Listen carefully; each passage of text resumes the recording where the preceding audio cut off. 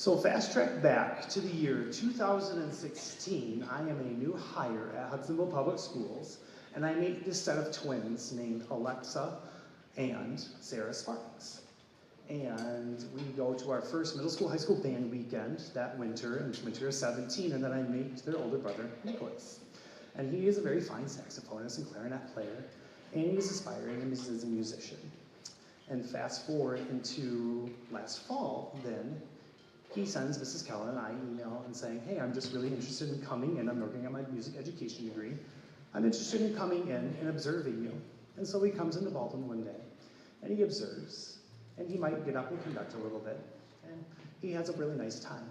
And talking one-on-one with him for a little while, he informs me that he is actually becoming an aspiring composer. And I say out loud, well, if you are ever interested in writing something for middle school band, let me know.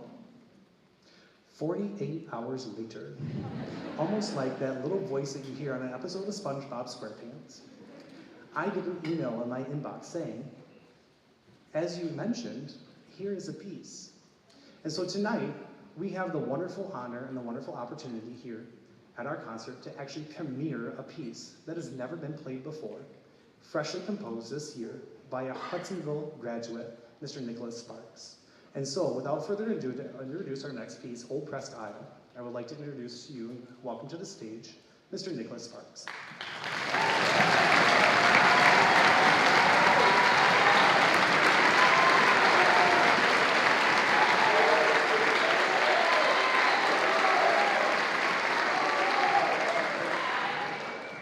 Thank you very, very much for having me here tonight.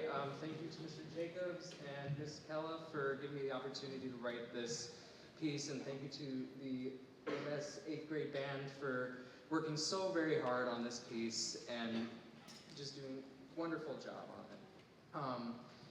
For those of you who have grown up in Michigan your entire lives, lighthouses are a defining feature of this state. Growing up here my entire life, I have always loved seeing the lighthouses whenever I go to the state parks. So this composition is about one of those lighthouses. This composition is about the folk story surrounding the Old Presque Isle Lighthouse in Presque Isle, Michigan, just north of Alpena, so a little bit away from the bridge. The lighthouse was constructed in 1840 as a means to provide safe traveling between Lake Huron and the Straits of Mackinac. Over time, it became worn out and decayed, so construction for the new Presque Isle Lighthouse began 30 years later and remains operating as of today. The Old Presque Isle Lighthouse now serves as a museum, which was curated in 1977. The original caretakers, George and Lorraine Parris, those are real people, gave tours of the lighthouses and had a lot of fun while doing it. They really enjoyed doing their job and taking care of the tourists and showing them everything there was to see about the historic lighthouse.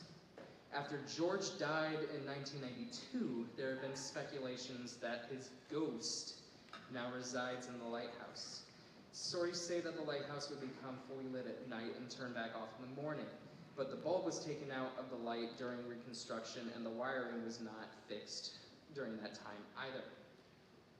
People have also claimed to see his ghost in the actual lantern room, where he supposedly uses the lighthouse for the intended purpose for which it was created.